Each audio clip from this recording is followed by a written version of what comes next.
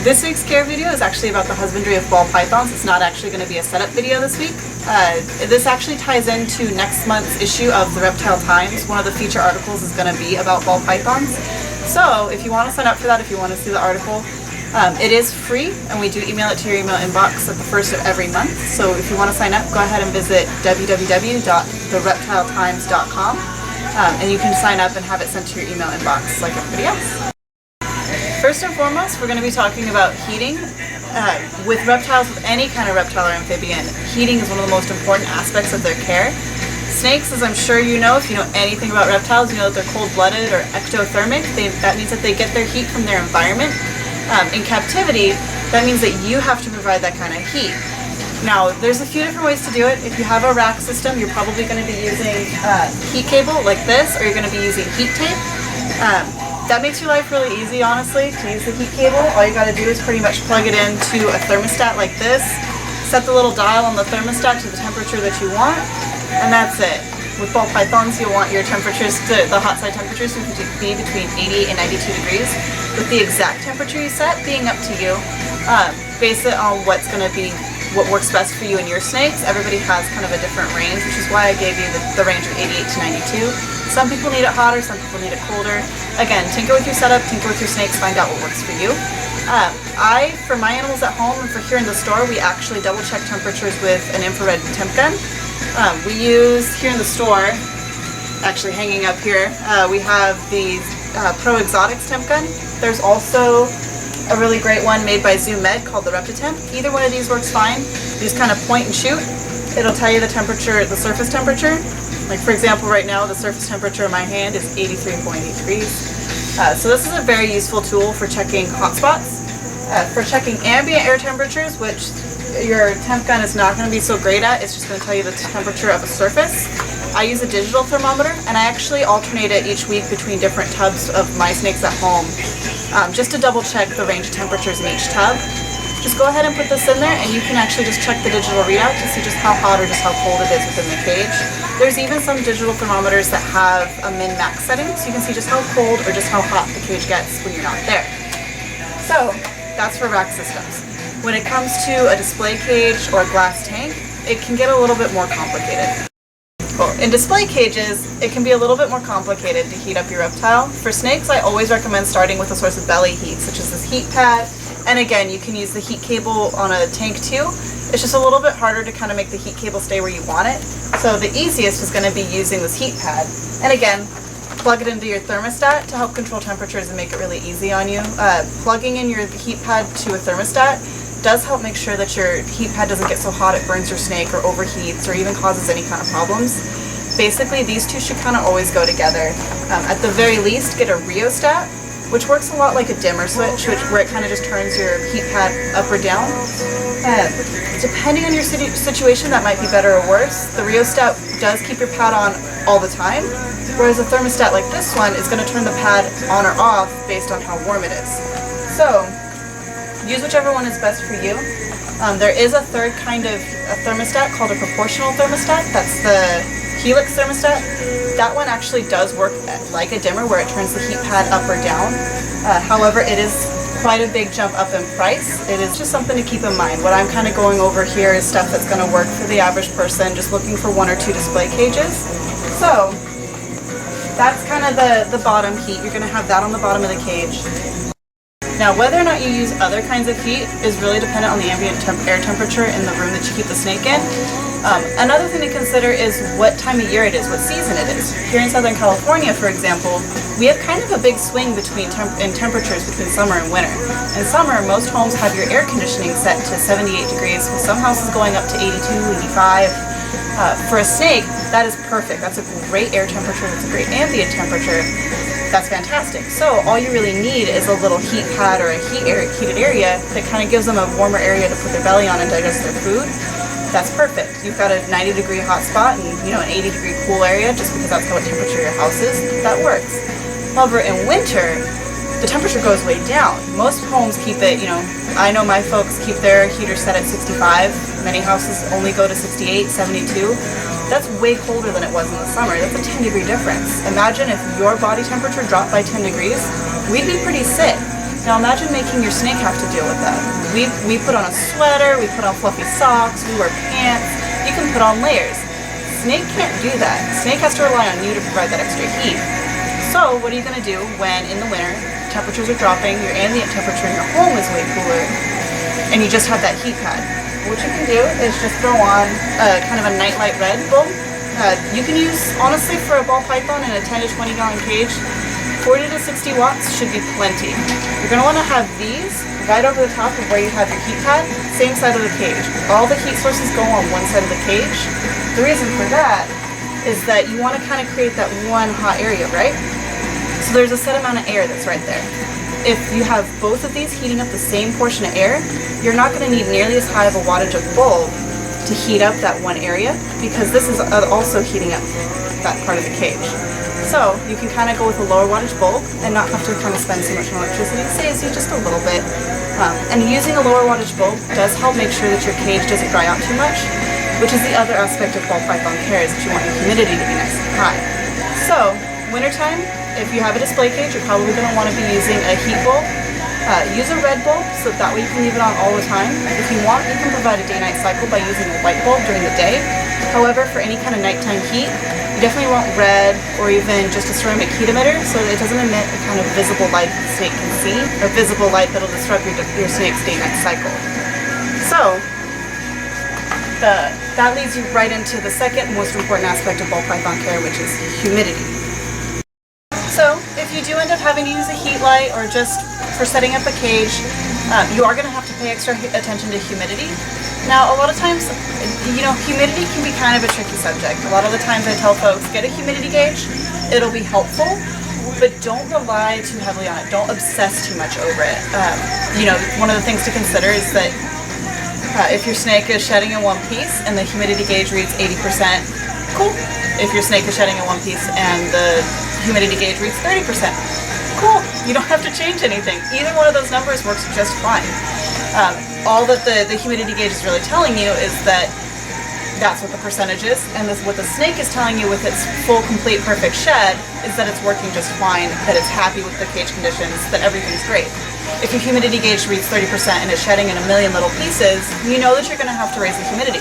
But what do you do if the humidity gauge reads 80% and your snake is shedding in a million little pieces? You're going to have to change something. So when it comes to the humidity gauge, get them. They're useful. It's good to know, just kind of have an idea of what's going on. But don't look at these little numbers on the dial as rules. They're not rules. Think of them more as guidelines. They're kind of just there to help you out, help you get an idea of what conditions your snake is living in. But, for me, a far, far more important thing to do is to just have your snake set up correctly. So now we'll show you kind of what we do for our cages to kind of help with humidity, and kind of what you're looking for when it comes to humidity. Okay, so one of the things that you're going to be considering when it comes to humidity is your substrate. Here for ours in the store, we're using orchid bark. And if you'll notice, it's not bone dry, like it's not dusty when I sit in here and shake it up. And you can actually see that some of the pieces are darker. That's because they're wet. Every morning what we do is we go through the cage and we actually add water. We spray it down, and here in Menifee, because it's so dry up here, we'll actually put the hose, because we use a hose to go through and fill up all the water bowls. We'll put the hose on the shower setting and to shower the substrate to add enough moisture so that by the end of the day it's still just a little bit damp. Adding water to the substrate means that the water is going to evaporate into the cage and into the air, creating a nice muggy environment within the cage. So you can even see just by stirring it up how nice and damp it is. All the way down over here, even under the heat light, it's still damp back there, which is perfect. That's what you want. You don't want the cage to be soggy, but you do want the cage to have moisture in it. And you do want it, by the end of the day, to dry out a little bit, so that way your snakes aren't living in constantly soggy conditions. If you're having a really hard time with your substrate retaining this level of moisture, and you don't want to go through like we do and shower it down every morning, what you can mix in there is going to be something like this plantation soil, which is compressed coconut. Just mix that up with water. This does hold a lot more water than the orchid bark does. So mixing this about 50-50 can sometimes really help with humidity and moisture, and letting the cage kind of retain that higher level of humidity without being so soggy that, again, your snakes are going to have skin problems. Another thing you can do is going to be adding moss to the cage, which is going to be like back here. You'll notice underneath this hiding spot, we've got all this moss packed in here, and it's nice and damp, and it does provide a nice humid area for the snakes to go in and hide. You'll know you've got your cage set up right when your snakes kind of alternate between going underneath the moss to sitting up on the perches to hiding underneath the drier hides. So you definitely want to make sure that your cage has lots of moisture in it. Ideally, when you open your cage door, you want to stick your hand in there and just feel that it's muggy. It should feel humid within the cage. That's one of the best ways to sense just how humid and how moist it is within the cage, is that if you stick your hand in, it should feel muggy. You should actually almost be able to feel the air. And that's unfortunately one of the downsides of me doing this video like this for you, is that here in the store I can have folks walk up to one of these cages, open it up and stick your hand in, and you can instantly feel what it is I'm talking about when I'm saying you want your cage to feel humid. We kind of just monitor it, we check it every morning, we're changing the water bowl out, we're changing the water, adding moisture, making sure the moss is still wet. We do that every single morning, and that's kind of what you should be doing at home. You should be checking on your snake, checking on the cage conditions, adding water as needed. Kind of, you know, spend 5-10 minutes every morning just kind of monitoring your snake. That's one of the best ways to make sure that things are right. Expect that, you know, if you're doing it right, you should have to add some water to the cage maybe every morning, maybe every other day. I know for these vision cages here, we add a little bit of water every day, but they also do have a basking light back here that dries them out. For the glass tanks that we use further down in the store, we actually add water to those only about once a week when we clean out the cages. So those cages also though get sprayed down twice a day. So that's kind of the trade-off. You know, if you've got a cage like this, or even if you just have a big glass display cage, if you're spraying it down a couple times a day, fogging it up real nice, you might not have to add as much water to the substrate. However though, if you're in the cage and you're looking at it and it's honestly looking dry, the bark is turning that paler color, it's getting dusty in the cage. If your cage is dusty, it's too dry. Plain and simple. So just kind of monitor the water level in the substrate. And actually you can even see over here on this side that on our cool side of our cage, it's much more humid. And this is what bark looks like when it's humid, got a lot of water to it. Oops, sorry buddy. Just go ahead and stir that up, mix it up, and that's the kind of look and the kind of texture you want your substrate to have at home. That's what I would consider ideal. By the end of the day, that's going to evaporate. The bark itself will be drier, but the air within the cage will be a lot more humid.